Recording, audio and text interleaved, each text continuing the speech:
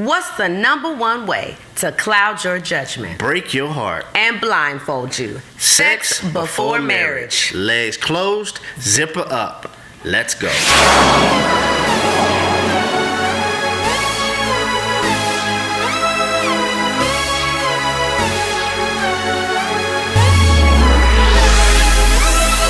Number one. Uno.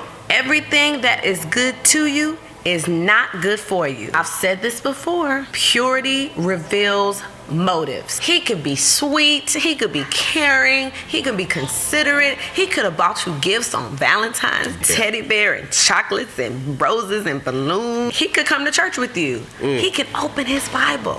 He could lift his hands and worship. He could even start crying. But I promise you, if you keep it locked, time will soon tell whether he's there for you, them draws, for God, or for something else. Have you ever noticed that some dudes do the ghost move after you haven't put it out? He was calling, texting you, saying how beautiful you were, right. But after he identified that you were serious, that you're waiting until the altar, you stop getting phone calls. They do the ghost move when they realize that you're serious about your purity. That's right. And also, let me caution you, sometimes even after you give it up, they still do the ghost move. Please don't get caught up on the fact that he tells you that he's a minister, or he works in the church, or he plays an instrument, he's a musician. Trust me, the devil goes to church too. Our body is a temple, not a hotel. What does that mean?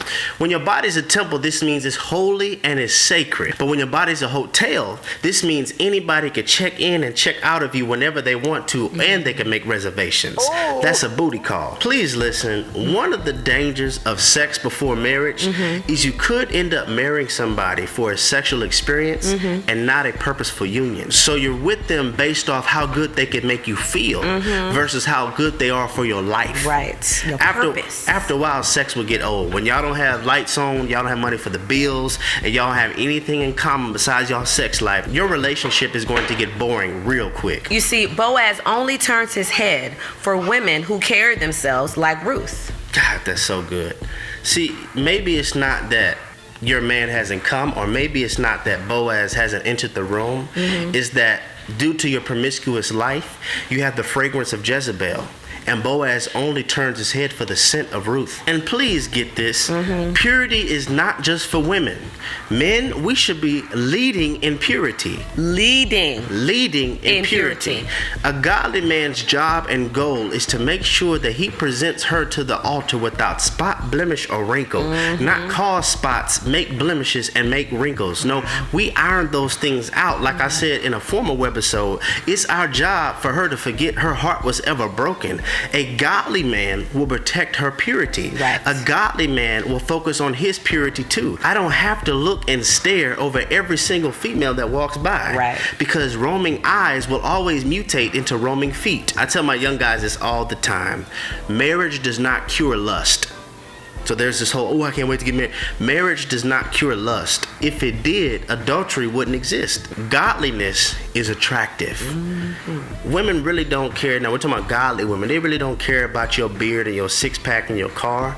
But if you know how to worship, if you know how to pray, if you could tell her, listen, I'm not violating your body. I care for you too much.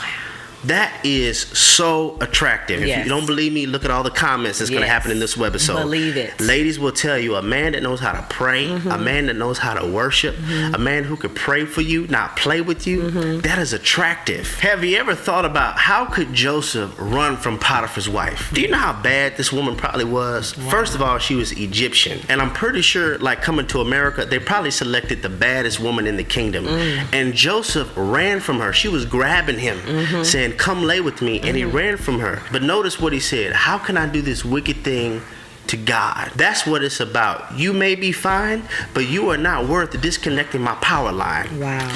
You may look good, but you're not worth disconnecting my favor. Right. You're not worth disconnecting my open doors. I'd rather turn you down and have open doors, favor, and opportunities than sleep with you and risk not pleasing the Lord. And for those of us who have fallen and messed up and are now making the stance to be celibate and to practice purity, good move. We applaud you. We celebrate you. Because we're not saying it's some cakewalk, Okay, there's gonna be some hard times. Yeah. But if you trust God, if you believe in God, if you stay in His Word, if you stay in His face, God will keep you. Failure is not falling down. It's refusing to not get up. Right. God has a way that even if you have fallen, He could restore you to a degree where it looks like you never failed. Right. So this webisode is not to condemn anybody, No. but it's to encourage you to live pure until God does. Holy. Live pure until God does provide you with that spouse. Yeah. Because one of the traps of the enemy is to get you so wounded, so battered, and so caught up in the now that you're too crippled for the next. Wow. So that's really what we wanted to talk about today. Everybody gives wedding gifts, but God gives the best one, sex. That's the best gift. It's not the best wedding gift. It is. No, it's not. This is Redefined TV. Where we're redefining relationships righteously. That is the best gift. No, it's not. You know what to do, got to a point two, that's why we're making moves. Yes, sir. It's for him we stand tall, Yeah. without him we fall, he reigns over.